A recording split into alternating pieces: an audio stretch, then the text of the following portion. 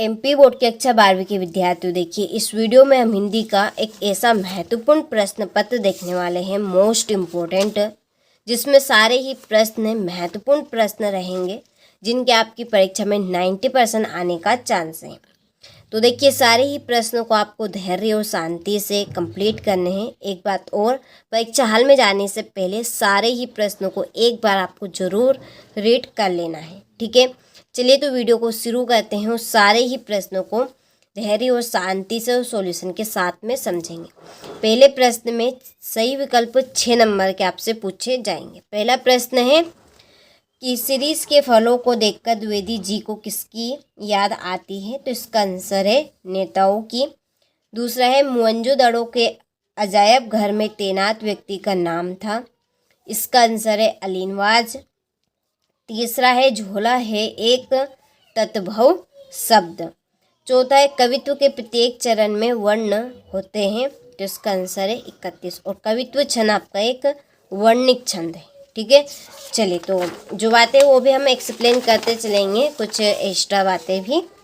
चलिए पांचवा है वीर गाथा काल की प्रसिद्ध रचना है। इसका आंसर है पृथ्वीराज रासो। छठा है तुलसीदास के अनुसार पेट की आग कौन बुझा सकता है? तो इसका आंसर है राम, ठीक है। चलिए तो स्क्रीनशॉट आप ले यहाँ से। आगे है सीरीज के वृक्ष बड़े और खालिस्तान होते हैं, छायादार। दूसरा है आदिकाल में प्रमुख रूप से खालिस्तान का सजीव वर्णन हुआ है। तो इसका आंसर है युद्ध। तीसरा है बादल राग कविता में सूखों को खालिस्तान बताया गया है। इसका आंसर है अस्थिर। चौथा है सूझ कहानी लड़ते जूझते किसान मजदूरों के संघर्ष की झांकी है, ठीक है। पांचवा है खालिस्तान लेखन काल्पनिक और वास्तविक दोनों हो सकता है। तो इसका आंसर है संवाद। छठा है विरोध ना होते हुए भी जहाँ विरोध का भास हो वहाँ खालिस्तान अलंकार होता है। तो इसका आंसर है विरोधाभास अलंकार, ठीक है। चलिए नंबर 3 में सत्य सत्य लिखिए। पहला है सीरीज अद्भुत अवधूत है। तो ये आपका सत्य है, ठीक है। क्या है? ये आपका सत्य है। दूसरा है राखलदास बनर्जी 1922 में मोहनजोदड़ो गए। तो ये आपका असत्य रहेगा, ठीक है। क्या रहेगा? ये असत्य है। तीसरा अनुच्छेद को लघु निबंध भी कहा जा सकता है, सत्य बात है ये। चौथा है बिंब से मस्तिष्क में किसी आदर्श का चित्र नहीं उभरता, सत्य है। पांचवा है भूषण रीतिकाल के कवि थे, सत्य बात है। छठा लक्षण जी के लिए संजीवनी बूटी लाने के लिए अंगद गए थे। तो ये आपका असत्य है। साफ साफ पता चल रहा है लक्ष्मण जी के लिए संजीवनी बूटी लाने के लिए अंगद गए थे। नो, कौन गए थे? हनुमान जी, सभी को पता है। तो ये बात आपकी सरासर यहाँ पे गलत है, ठीक है। चलिए क्वेश्चन नंबर 4 में सही जोड़ी बनाइए। पहली जोड़ी है छोटा मेरा खेत। इसकी जोड़ी आपकी रहेगी उमा शंकर जोशी, ठीक है। ये आपकी यहाँ पर उमा शंकर जोशी रहेगी। दूसरी है सूरदास जी रहेंगे आपके भक्ति काल। तीसरी है राम भक्ति शाखा, इनके आपकी जोड़ी रहेगी तुलसीदास जी। अनामिका एक लड़की की रिंग का नाम है, ठीक है। तो कौन है ये जी? सूर्यकांत त्रिपाठी निराला, ठीक है। इनकी रचनाओं में है एक अनामिका नाम की लड़की, ठीक है। उनको रिंग बनाने की सगाई के लिए गए थे। तो इसका आंसर आपका रहेगा सूर्यकांत त्रिपाठी निराला। दृश्य नहीं होता, इसका आंसर आपका रहेगा जो दृश्य नहीं होता है वो है रेडियो नाटक में, यानी कि नहीं दिखाई देता है, रेडियो में हमें नहीं दिखाता है। तुम घर मत जाओ। तो ये आपका निषेधवाचक वाक्य है। कौन सा है? निषेधवाचक वाक्य। छठी जोड़ी ये रहेगी। भयानक रस कसता है बाबू, सभी को पता है। भय उत्पन्न होता है भयानक से, ठीक है। चलिए तो स्क्रीनशॉट ले यहाँ से, हो गया। चलिए, तो इसके बाद में है क्वेश्चन नंबर 5, एक वाक्य में उत्तर दीजिए। पहला है यहाँ पे राम है आपका, ठीक है, क्या है, राम। राम की शक्ति पूजा कविता के रचनाकार कौन है? तो इसका आंसर है आपका सूर्यकांत त्रिपाठी निराला। दूसरा है विस्तृत क्लेवर वाले वाक्य को क्या कहते हैं? तो इसका आंसर है आपका महाकाव्य। तीसरा है एकांकी में कितने अंक होते हैं? तो एकांकी में 1 अंक रहता है। कितने अंक? 1 अंक। चौथा है बद्री केदार के रास्ते कैसे हैं? तो इसका आंसर है आपका खड़ी चढ़ाई। पांचवा है गागर में सागर भरना मुहावरे का अर्थ लिखिए। तो इसका आंसर है आपके थोड़े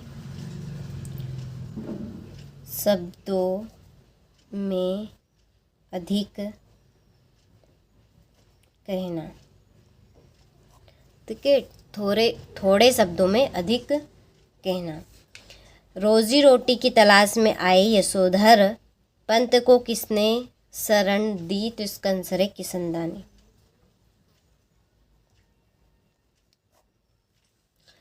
HTML का फुल फॉर्म क्या है?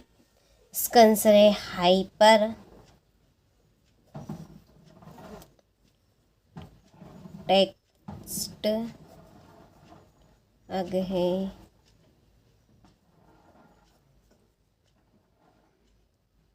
मार्कअप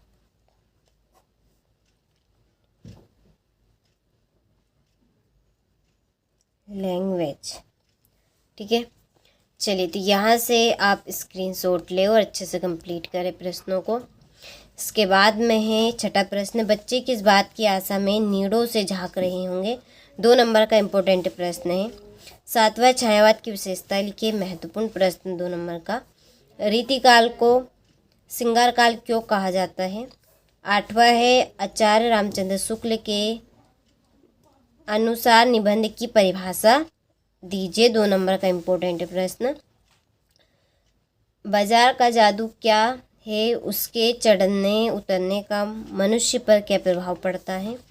10वां है बालक आनंदा का पिता ने किन शर्तों पर विद्यालय जाने दिया?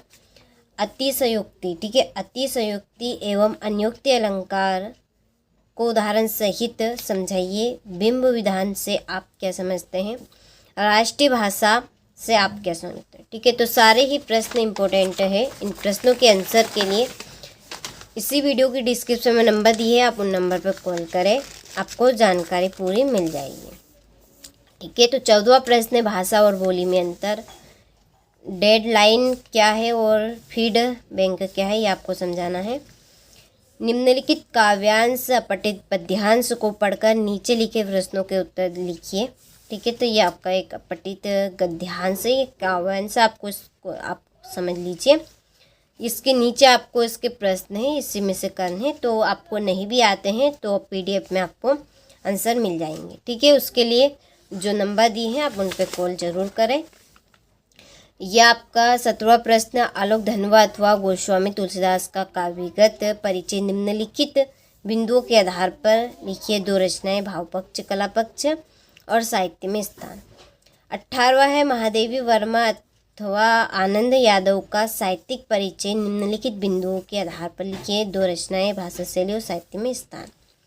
19वें प्रश्न में भाव पल्लवन कीजिए, कविता कोमल हृदय की एक चीज है। ठीक है, चलिए यहाँ से आप ये आपका पद्यांश है जिसका संदर्भ, प्रसंग और व्याख्या करनी है। तो इसकी संदर्भ, प्रसंग और व्याख्या आपको मिल जाएगी।